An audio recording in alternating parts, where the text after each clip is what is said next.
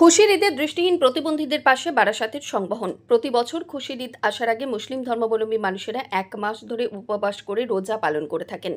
তারপর যখন খুশির ঈদের দিনে 8 থেকে 80 সকলে উৎসবে মেতে ওঠেন, মহা সমারোহে পালিত হয় পবিত্র ঈদ। সকলের মনে আনন্দ ধারায় নতুন পোশাকে খোশ মেজাজে সেমাই, লাচ্চা, ক্ষীরের মিষ্টান্ন সহ বিভিন্ন মিষ্টান্নে আনন্দ ভাগ করে নেন একে অপরের সঙ্গে। এটাই চিরাচরিত রীতি। উৎসব মুখর আনন্দপ্রিয় ভজন রসিক বাঙালির উৎসবে রঙিন আলোর রোশনাই মেতে ওঠার পাশাপাশি এক শ্রেণীর অসহায় দরিদ্র মানুষের মুখে হতাশার ছাপ ফুটে ওঠে তখন। ঠিক তাদেরই মুখে একটু হাসি ফোটাতে ঈদের আগে আনন্দের ডালি নিয়ে বারাসাতের স্বেচ্ছাসেবী সংগঠন সংবহন। জাতি, ধর্ম, বর্ণ নির্বিশেষে সম্প্রীতির বাতাবরণে দৃষ্টিহীন প্রতিবন্ধীদের পাশে একটু ভরসা জোগাতে হিন্দু, মুসলিম, জৈন, বৌদ্ধ, খ্রিস্টান বলে আলাদা কিছু নয়, শুধুই সম্প্রীতি। ঈদে সমস্ত সম্প্রদায়ের মানুষকে এক সূত্রে চাঁদের আলোয় আলোকিত করে তুলতে সংবহনের সৈনিকদের ঐকান্তিক প্রচেষ্টায় উত্তর 24 পরগনার দত্তপুকুরের কদম্বগাছি ধর্মতলার চড়ক মাঠে নারী শক্তির উপস্থিতি দেখা গেল। বেশ কিছুদিন দৃষ্টিহীন প্রতিবন্ধীদের হাতে নতুন পোশাক, কিছু খাদ্য সামগ্রী তুলে দেওয়া হলো। জাতি ধর্মের বেড়াজাল ছিন্ন করে দৃষ্টিহীন অসহায় মানুষদের সম্প্রীতির বন্ধনে উভয় সম্প্রদায়ের মানুষকে একত্রিত করে সমাজকে সম্প্রীতির বার্তা দিলেন সংবহনের নারী শক্তি। আসুন শুনে নেওয়া যাক বিশ্ব দরবারে। সবার কথা সবার মাঝে বিশ্ব দরবারে। শুনছেন সংবহনের পক্ষ থেকে। ধর্মীয় কারণে কেউ রোজা রাখেন, অর্থনৈতিক কারণে কেউ উপবাসে থাকেন। আমরা এসেছি তাদের কাছে, যেখানে ধর্ম আর অর্থনৈতিক ব্যবস্থা দুটো মিলেমিশে একটা দ্বন্দ্বের সৃষ্টি করেছে। এখানে কোনো হিন্দু নেই, মুসলিম নেই, বৌদ্ধ নেই, খ্রিস্টান নেই, জৈন নেই, পার্সি নেই, কিচ্ছু নেই। এখানে একটাই শুধু শব্দ, সেটা হচ্ছে সম্প্রীতি। এবং সম্প্রীতির বাতাবরণে বারাসাতের সংবহন এবং তাদের নারী শক্তি আজকে এসেছেন কিছু মানুষের কাছে যাদের দৃষ্টিশক্তি হারিয়ে গেছে। ট্রেনে, বাসে, বিভিন্ন জায়গায় আপনারা হয়তো দেখে থাকবেন, তারা গান শুনিয়ে মানুষের কাছ থেকে সাহায্যের আবেদন করছেন, সাহায্যের হাত বাড়াচ্ছেন এবং সেইভাবেই তাদের দিন গুজরান হয়।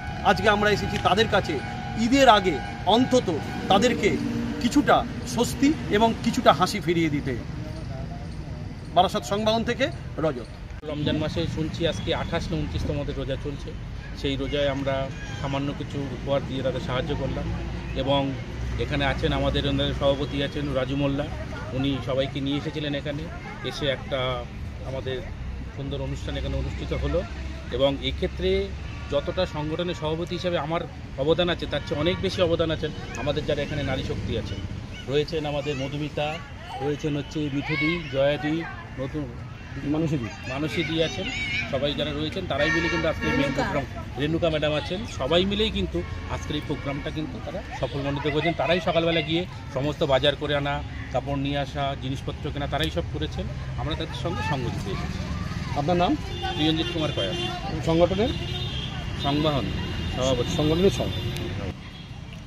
1 মাস যাবত ওরা রোজা করছে, তো সেই জন্য ওদের সামান্য কিছু দেবার জন্য আমরা এসেছি। যতটুকু ওদের যদি একটু খুশি করা যায়, সেই জন্য আমরা এখানে এসেছি। যারা অন্ধ, কি দিলেন, দেখতে পায় না, কি দিলেন?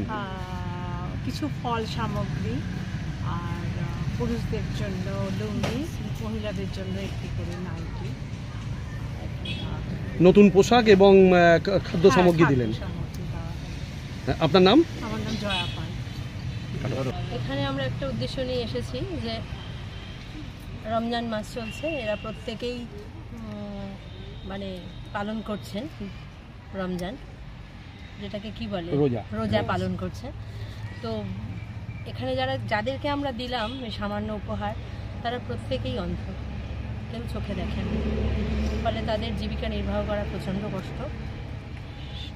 এই রমজানের মাসে অনেকেই আনন্দ করে, যাদের হাতে কিছু পয়সা করি আছে তারা কিছু না কিছু কিনতে পারবেনি, তো এদের পক্ষে কিছু পোশাক বা খাওয়া জোগাড় করা, খাদ্যদ্রব্য খুব কষ্ট। সেই প্রসঙ্গে মানে আসছি যে আমরা যে এদেরকে এই ক্ষুদ্র উপহারটা দিতে পেরেছি সংবাহনের তরফ থেকে, যেন আমরা নিজেরা খুব গর্বিত বোধ করছি। আপনার নাম? মিঠু গাঙ্গুলি। আজকে আপনারা এখানে কেন এলেন? এই যে রমজান মাসে কিছু মানুষ আছেন যারা চোখে দেখেন না, তাদেরকে নিয়েই আমাদের একজন খুব সহধর্মী বন্ধু আছেন, স্ত্রী সব জোগাড় করে তাদের নিয়ে এসে ওদের সবাইকে সব রকম খাবার দাবার সমস্ত বস্তু দিতে হবে। আর কি উপহার দিলেন? ওই কিছু নাইটি আর লুঙ্গি আর খাবার জিনিস। আপনার নাম? আমার নাম মানসী সরকার।